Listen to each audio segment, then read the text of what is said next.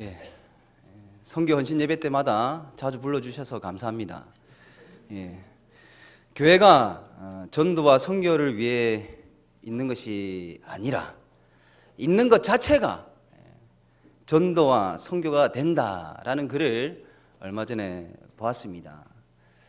참 공감이 갑니다. 교회가 바른 성경에 충실한 그런 진리를 선포하고 또 그에 대한 합당한 열매를 맺게 될 때에 그것이야말로 성령의 역사이며 또 최고의 전도와 선교의 역할을 수행하는 것 아니겠습니까? 그러므로 예배당이 아무리 크고 교인들이 아무리 많아도 교회에서 바른 진리가 선포되지 않으면 그리고 합당한 열매가 맺혀지지 않는다면 그거는 진정한 교회 역할을 감당하고 있다 할 수 없죠. 더군다나 부흥도 없을 것입니다. 오늘 16절 말씀에 이렇게 말씀을 하고 있습니다. 이같이 너희 빛이 사람 앞에 비치게 하여 그들로 너희 착한 행실을 보고 하늘에 계신 너희 아버지께 영광을 돌리게 하라 라고 말씀하십니다. 우리는 성도는 거듭남으로 하나님의 가문에서 태어나게 되었습니다. 그죠? 하나님 자녀가 되었죠. 하나님을 아바 아버지라고 부를 수 있게 되었습니다. 이보다 더 영광스러움이 무엇이 있겠습니까? 그런데 여기에는 하나님의 자녀로서의 특권만 있는 것이 아니라 막중한 책임이 뒤따른다라는 사실도 우리는 기억해야 합니다. 우리가 착한 행실을 행하게 되면 우리를 자녀로 삼아주신 하나님께 영광을 돌리겠지만 만일 역기능적으로 행하게 되면 우리를 자녀로 삼아주신 하나님의 이름을 오히려 우리가 자녀인 우리가 모독하고 망령되게 이끌을 수가 있다라는 겁니다. 바로 이것이 우리가 책임져야 할 것입니다. 지금 자신, 우리 옆 사람은 생각하지 맙시다. 나 자신의 모습을 보면서 과연 저들이 하나님께 영광을 돌릴까? 아니면 저들이 나를 보면서 하나님을 모독할까? 이제 우리는 생각해 보아야만 할 것입니다. 오늘 본문에서 말씀하시는 착한 행실은 도대체 어떤 것일까요? 단순히 도덕적이고 윤리적인 덕목만을 말씀하시는 것은 아닐 것입니다. 오늘 본문과 가장 가까운 말씀에서 오늘 본문 범위와 가장 가까운 말씀에서 착한 행실을 하는 자를 어떻게 표현했는지를 보시면 5장 3절 말씀에 보시면 심령이 가난한 자, 그리고 그 이후에 애통하는 자, 온유한 자, 의에 줄이고 목마른 자, 긍휼히 여기는 자, 마음이 청결한 자, 그리고 화평하는 자, 의를 위해 박해를 받은 자로 말씀을 하고 있습니다. 이러한 자들이 착한 행실을 보여주는 자라는 거예요. 분명히 도덕적이고 윤리적인 그러한 행실과는 다릅니다. 단순히 착한 짓만 하는 사람하고는 분명히 다른 사람입니다. 착한 행실은 교회 밖에 저들과는 다른 구별된 모습, 거룩한 모습을 가지고 있는 것을 말합니다. 하나님께서 출애굽시킨 자기 백성에게 착한 행실을 요구하셨습니다. 레위기 20장 26절입니다. 너희는 나에게 거룩할지어다. 이는 나 여호와가 거룩하고 내가 또 너희를 나의 소유로 삼으려고 너희를 만민 중에서 구별하였음이니라. 출애굽시킨 이스라엘은 세상 모든 사람 중에서 구별되었습니다. 그래서 거룩해야 한다고 말씀합니다. 착한 행실을 보여야 된다고 말씀하고 있습니다. 하나님께서 이스라엘에게 세상 저들과는 구별되는 분별되는 모습을 분명히 요구합니다. 이게 착한 행실이에요. 레위기 11장에 11장서부터 이스라엘의 정결에 관한 말씀이 시작됩니다. 레위기 11장 1, 2절에 이렇게 말씀하고 있습니다. 여호와께서 모세와 아론에게 말씀하여 이르시되 이스라엘 자손에게 말하여 이르라. 지금 이후의 말씀을 단지 모세나 아론 이들만 알고 있는 것이 아니라 이스라엘 모두가 알고 있어야 될 말씀입니다. 그러면서 어떠한 말씀이 이어지고 있냐면 정한 짐승과 부정한 짐승에 관하여 말씀하십니다.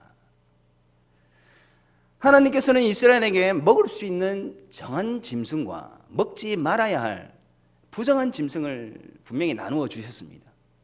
그런데 이 말씀이 단지 이스라엘이 먹고 먹지 말고 할 음식에 관한 말씀으로만 주신 것이 아니다라는 거죠. 사도행전 10장에 레위기 11장의 말씀이 분명히 언급되어 있습니다. 사도행전 10장 11절 이하에 하나님께서 베드로에게 환상을 보여주시면서 말씀하시기를 하늘이 열리며 한 그릇이 내려오는 것을 보니 큰 보자기 같고 내 귀를 메어 땅에 들이웠더라.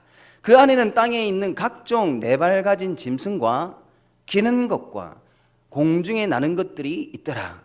또 소리가 있으되 베드로야 일어나 잡아 먹어라 하거늘 하고 말씀하십니다. 이에 베드로가 뭐라고 대답하냐면 13절에 주여 그러할 수 없나이다. 속되고 깨끗하지 아니한 것을 내가 결코 먹지 아니하였나이다 라고 그렇게 대답합니다. 그리고 이에 다시 말씀하시기를 14절에 한번 같이 읽겠습니다. 시작. 하나님께서 깨끗하게 하신 것을 네가 속되다 하지 말라. 이렇게 말씀하십니다. 이 말씀을 베드로가 해석하기를 어떻게 해석을 했냐면 28절 이하의 말씀입니다. 다 같이 한번 또 읽어봅시다. 시작. 이르되 유대인으로서 이방인과 교제하며 가까이 하는 것이 위법인 줄을 너희도 알거니와 하나님께서 내게 지시하사 아무도 속되다 하거나 깨끗하다 않다 하지 말라 하시기로 부름을 사용하지 아니하고 왔노라 라고 베드로는 그 환상을 28절 말씀처럼 해석했습니다. 자, 네 발 가진 짐승, 기는 것, 공중에 나는 그러한 가증한 짐승을 베드로는 사람으로 해석을 했습니다. 베드로가 레위기 11장의 짐승을 사람으로 해석을 하고 있다는 거예요. 자, 다시 레위기 11장으로 돌아가 봅시다. 레위기 11장의 정한 짐승과 부정한 짐승은 곧 사람을 의미하는 말씀이기도 하다라는 거예요. 저는 지금 정한 짐승을 한번 살펴보려고 합니다. 정한 짐승의 조건이 레위기 13장 3절 이하에서 말씀을 합니다. 먼저 굽이 있어야 돼요. 그리고 굽이 갈라져서 쪽발이 있는 짐승이 정한 짐승입니다. 그리고 색임질을 하는 짐승이 정한 짐승입니다. 다시 정리를 하면 굽이 있으면서 쪽발이어야 하고 색임질을 하는 짐승이 정한 짐승입니다. 말씀에서 색임질을 하는 짐승의 사방과 토끼도 레위기 11장에 언급이 됩니다. 사방과 토끼는 사실 색임질하는 짐승이 아닙니다. 인터넷 검색만 하셔도 나옵니다. 그럼 왜 말씀에서는 색임질하는 짐승으로 분류를 했을까요? 확실한 것은 적어도 과학적 근거로 분류해 놓은 것은 아니라는 거예요. 지금 말씀이 짐승이 먹이를 먹는 입모양으로 지금 분류를 해 놓은 것입니다. 지금 짐승이 사람을 의미한다고 지금 말씀을 드리고 있습니다. 짐승이 색임질을 하는 것은 어떤 의미를 가지고 있는 말씀이냐면 이 색임질은 말씀을 묵상하는 입모양을 두고 하는 말씀이에요. 파워포인트 한번 보여주시기 바랍니다. 지금 이게 교재의 한 챕터를 이제 이미지로 찍어 담은 겁니다. 저기 2014년도 우리 고신교단의 여름 성경학교 교재입니다. 초등 2부에 복 있는 큐티 왕자 큐티 공주라는 그런 주제로 여름 성경학교를 했는데, 초등 2부 1과에 복 있는 사람은 하나님 말씀을 주야로 묵상하는 자라면서 저런 이미지도 보여주었습니다. 그러면서 주야로 묵상한다, 작은 소리로 읊조리다 라고 이렇게 가르칩니다. 큐티 묵상하는 것을 소가 이렇게 대색임질하는 것을 두고 지금 저렇게 가르치는 거예요.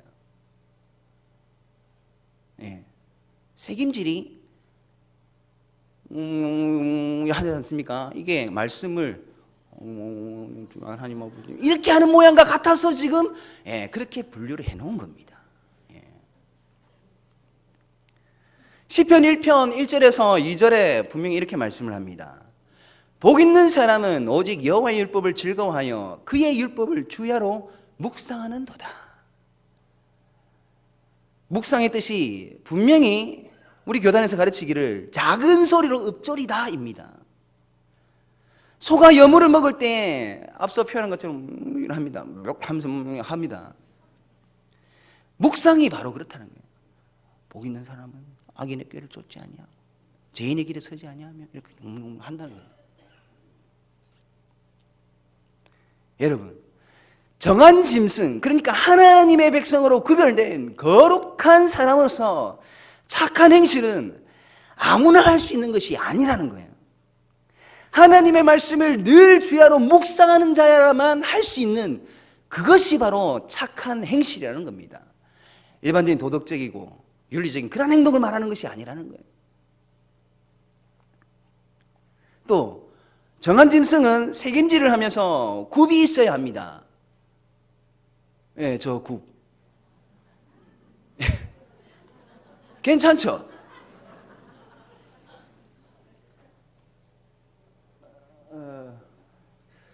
이럴 줄 알고 제가 포인터를 2개를 가져왔습니다. 하나는 안 되네요. 여기 보시면 안 보이네요. 요 밑에 있는 그림, 요게 신발입니다. 굽. 굽이 있는 동물이 정한 동물인데,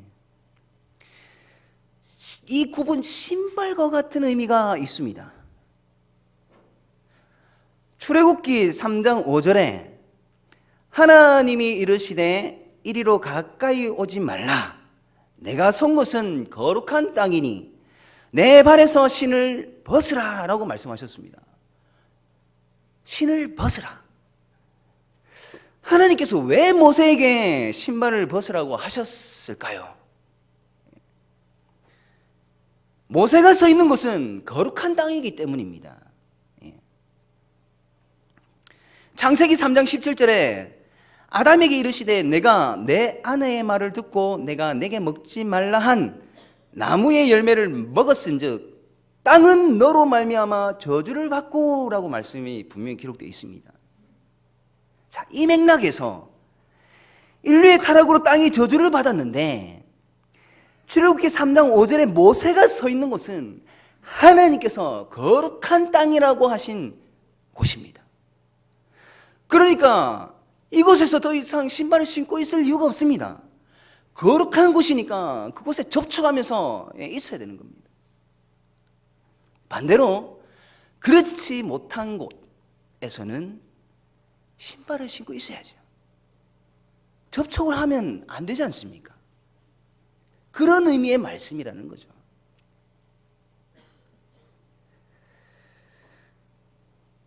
신발을 벗고 거룩한 곳에 마음껏 접촉을 합니다.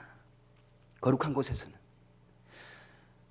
여러분, 굽이 있다는 것은요, 새 속에서 섞여 살면서도 저들에게 물들지 않고 성도로서의 그 거룩함을 유지하고 살아가는 신앙의 표현이며 신앙 고백적인 삶을 의미합니다.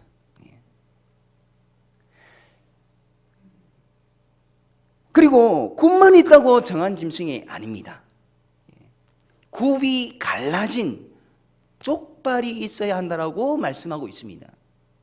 예, 이게 쪽발입니다. 갈라진 국. 제가 잡아서 찍은 건 아닙니다. 쪽발을 가지고 있는 짐승들의 특징이 분명히 지금 이 말씀이 과학적인 것보다는 모습, 모양 이런 데로 분류가 되어 있다는 것을 기억하시기 바랍니다.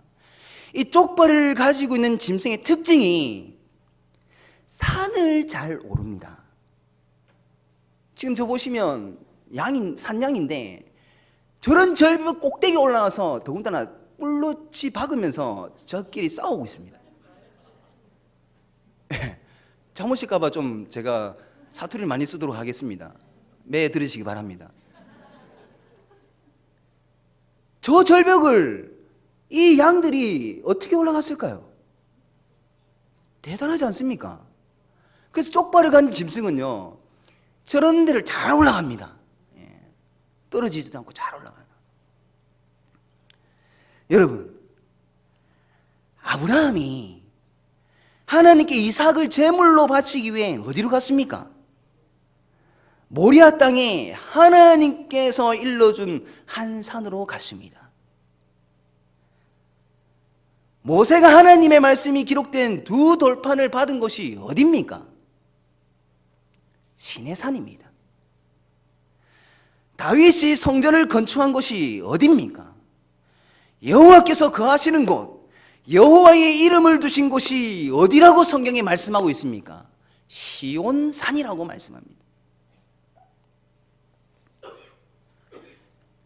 예수님께서 온 무리를 모아놓고 산에서 설교를 하셨습니다.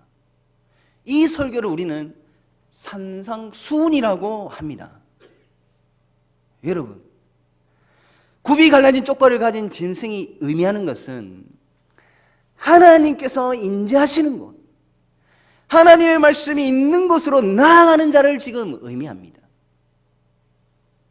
성전에 올라가며 노래하는 자들입니다. 예.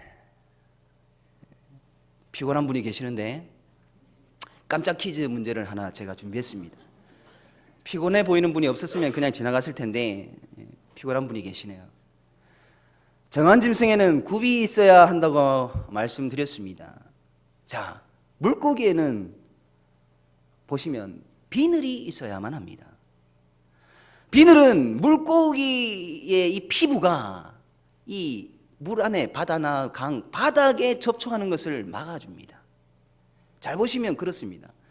그래서 비늘이 없는 뱀장어나 미꾸라지 이런 것들은 막 바닥에서 막 기어다닙니다. 그러니까 물고기의 비늘은 굽의 역할을 하는 거죠. 자, 문제 나갑니다. 자, 파워포인트 6번 보여주시기 바랍니다. 자, 비늘이 있고 지느러미가 있는 물고기 먹습니다, 우리. 그죠? 반찬으로 해서 먹습니다. 한 번 더 클릭해 주시기 바랍니다. 자, 한쪽은요, 비늘이 있는데 한쪽에는 비늘이 5개 있죠. 자, 문제 나갑니다. 이 비늘이 5개밖에 없는 이 물고기 먹을 수 있을까요? 못 먹을까요? 맞습니다. 먹을 수 있습니다. 비늘이 단 하나라도 묻어 있으면, 물 안에서 헤엄쳐도 안 떨어진다고 하고 단 하나라도 묻어 있으면 아직도 유대인들은 안 먹습니다. 먹습니다. 예. 먹습니다. 비늘이 있는 물고기이기 때문에 먹습니다. 예, 퀴즈 끝났습니다. 잠 깨셨죠? 예. 정답 맞추신 분은 선교위원회에서 상품을 좀 준비해 주시기 바랍니다. 사랑하는 성도 여러분, 지금 우리의 힘으로, 우리의 능력으로는 착한 행실을 저 세상에 보여줄 수가 없다는 것을 지금 계속 말씀하고 있습니다. 레위기 18장에 하나님께서 이스라엘에게 세상과 구별된 삶을 구체적으로 말씀하셨는데요.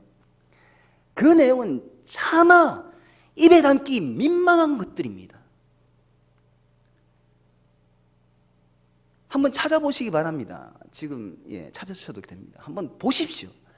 보셔야 됩니다. 그렇게 민망한 죄악들이 사실은 우리의 죄거든요. 그 레위기 18장에 가정 안에서 가족들끼리 그 입에 담지 못할 그러한 죄들을 벌이고 있습니다. 하나님께서는 그렇게 하지 말라라고 지금 말씀하세요. 그것이 바로 저들과 구별된 모습이라는 거죠.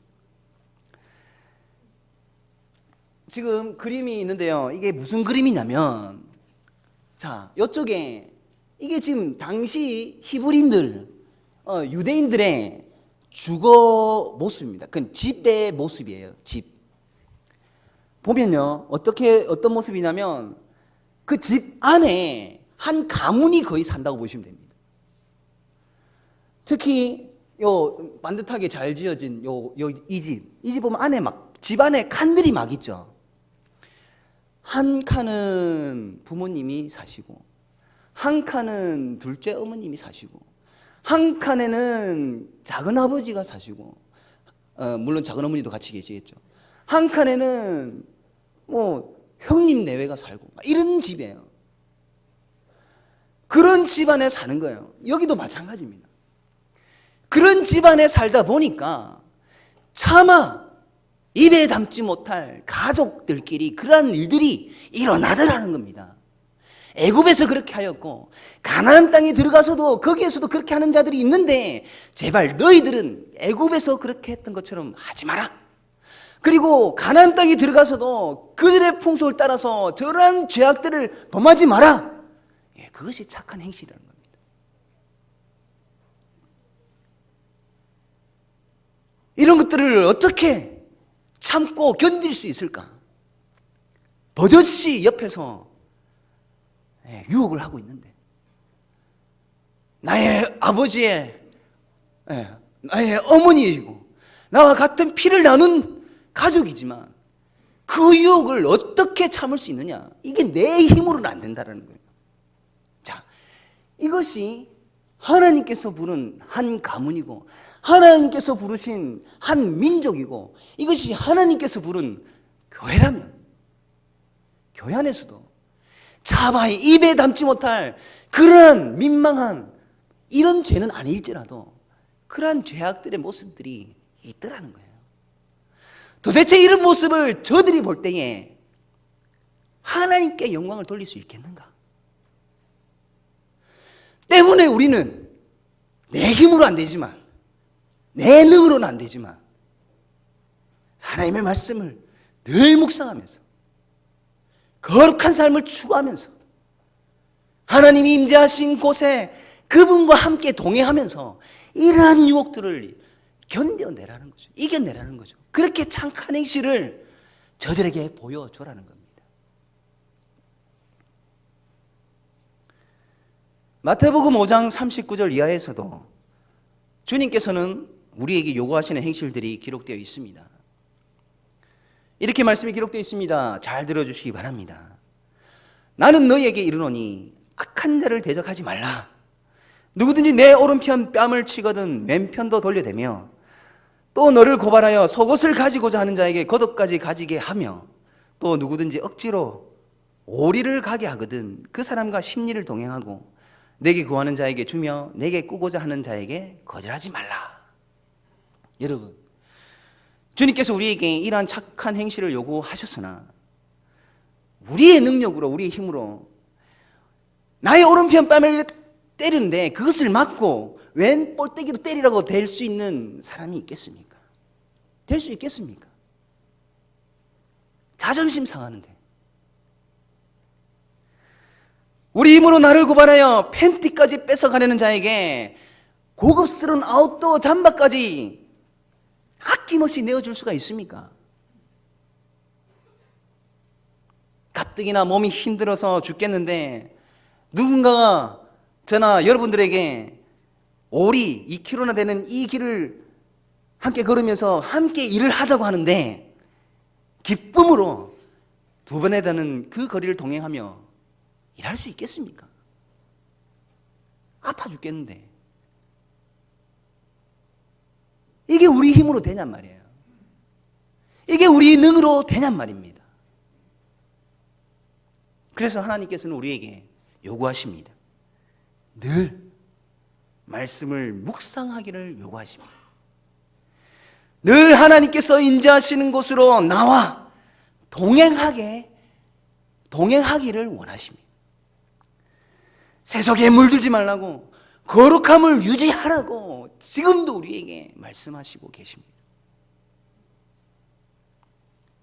그렇지 않으면 도저히 이 모든 것들을 해낼 수 없는 것들이 우리의 착한 행실이기 때문입니다.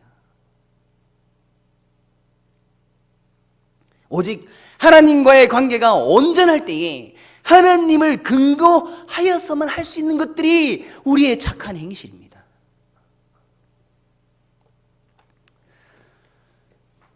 에베소서 4장 17절 이하에 이렇게 말씀합니다. 잘 들어보시기 바랍니다. 그러므로 내가 이것을 말하며 주 안에서 증언하노니 이제부터 너희는 이방인이 그 마음에 허망한 것으로 행함같이 행하지 말라. 그들의 총명이 어두워지고 그들 가운데 있는 무지함과 그들의 마음이 굳어짐으로 말미암아 하나님의 생명에서 떠나 있도다. 그들이 감각 없는 자가 되어 자신을 방탕에 방임하여 모든 더러운 것을 욕심으로 행하되 오직 너희는 그리스도를 그같이 배우지 아니하였느니라 하시면서 22절에서 24절에 이렇게 말씀합니다. 옛사람을 벗어버리고 하나님을 따라 의와 진리의 거룩함으로 새 사람을 입으라. 하나님을 따르지 않고는 안 된다라는 말씀입니다. 저는 앞전 교회에서 노인대학 사역을 같이 했었습니다. 200명의 정도의 규모였습니다. 기억에 나는 이 강사님이 계셨는데요. 나이가 70이 넘으신 할머님입니다. 돈이 굉장히 많으셨습니다. 강의를 하실 만큼 건강도 괜찮았습니다. 이분이 생각보다 과하게 노인대학을 위해서 물질로 도우셨어요. 한 번은 병원에 입원했다는 소식을 듣고 신방을 갔습니다. 그리고 신방을 간 김에 도대체 어떤 이유로 교회가 하는 일에 이렇게 물질로 풍성하게 도와주십니까? 하니까 그 할머니께서 방긋 웃으시면서 하시는 말씀이 다 저 잘되라고 그러는 겁니다. 이렇게 대답을 하더라고요. 교회 노인대학뿐만 아니라 마을 양로원부터 해서 물질로 돕는 것이 정말 많습니다라고 자랑까지 하시더라고요.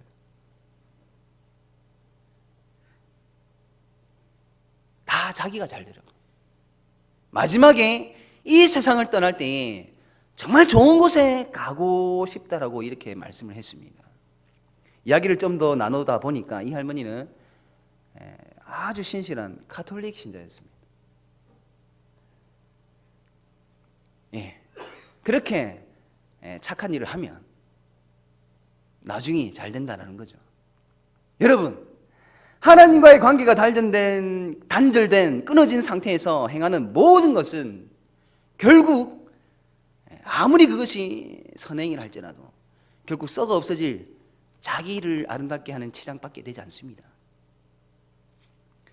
하나님과 아무런 관계가 없는 상태에서 착한 행실을 베풀어 봐야 하나님의 복됨과 하나님의 하나님 되시는 전혀 이웃들에게 전달되지 못한다는 겁니다. 생명이 없는데요. 하나님과 관계가 끊어져 있는데 어떻게 생명이 있을 수 있겠습니까? 생명이 없는 베품은 아무리 쏟아부어도 베품을 받는 그 이웃을 살릴 수 없습니다.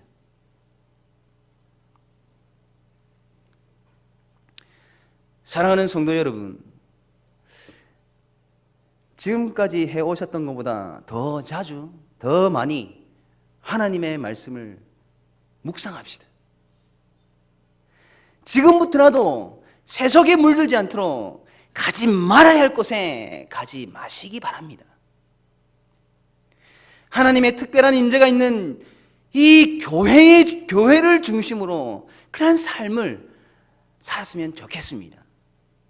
그렇지 않으면 결코 성경에서 말씀하시는 착한 행실을 저들에게 보여줄 수 없습니다. 요한복음 15장 5절에 우리 주님께서 나는 포도나무요 너희는 가지라. 그가 내 안에 내가 그 안에 거하면 사람이 열매를 많이 맺나니 나를 떠나서는 너희가 아무것도 할 수 없음이라 하셨습니다. 여러분, 말씀으로 오신 분이 누구십니까? 말씀으로 오신 분이 예수님이십니다. 성전으로 오신 분, 교회의 머리가 되신 분이 누구십니까? 예수님이십니다. 예수님은 거룩하신 하나님이십니다. 말씀이시고 성전이시고 교회이시며 거룩하신 예수님께서 말씀하십니다. 나는 포도나무다. 그리고 너희는 가지다. 내게 꼭 붙어 있어라. 그러면 많은 열매를 맺을 수 있다. 어떤 열매가 맺힐까요? 사랑이 맺힙니다. 희락이 맺힙니다.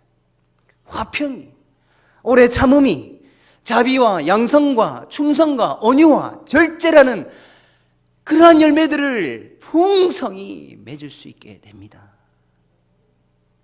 결국 우리는 예수님밖에 의지할 것이 없습니다. 혹시 하나님께 영광을 돌리는 것에 있어서 물질이나 건강이나 시간을 예수님만 의지하는 것보다, 그러니까 물질이나 건강이나 시간을 예수님만 의지하는 것보다 우선으로 여기고 계시지는 않습니까?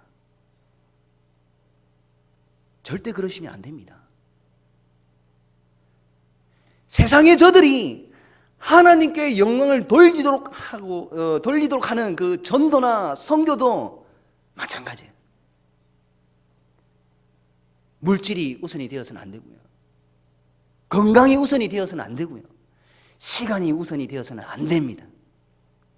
전도나 선교도 예수님이 우선이 되어야만 합니다. 예수님을 떠나서는 아무것도 할 수가 없습니다. 이제 말씀을 맺겠습니다. 오늘 본문 16절을 다시 보시면 주님께서 그들로 너희 착한 행실을 보고 하늘에 계신 너희 아버지께 영광을 돌리게 하라라고 분명히 말씀하셨습니다. 지금 이 시점에서, 지금 우리의 형편에서 우리가 이웃을 살릴 수 있는 최선은 우리의 우리의 착한 행실을 저들에게 보여주는 것입니다. 우리 교회가 포도나무에 가지가 꼭 붙어 있는 것처럼 우리 주님만 의지할 때에 비로소 저들에게 우리의 구별된 삶을 보여줄 수 있습니다. 서두에 교회가 전도와 선교를 위해 있는 것이 아니라 있는 것 자체가 전도와 선교가 된다고 했습니다. 우리 교회의 머리가 되시는 예수님과 동행함으로 아름다운 열매를 많이 맺어내는 우리 모든 성도님들, 그리고 선교위원회 여러분들 되시기를 간절히 바랍니다.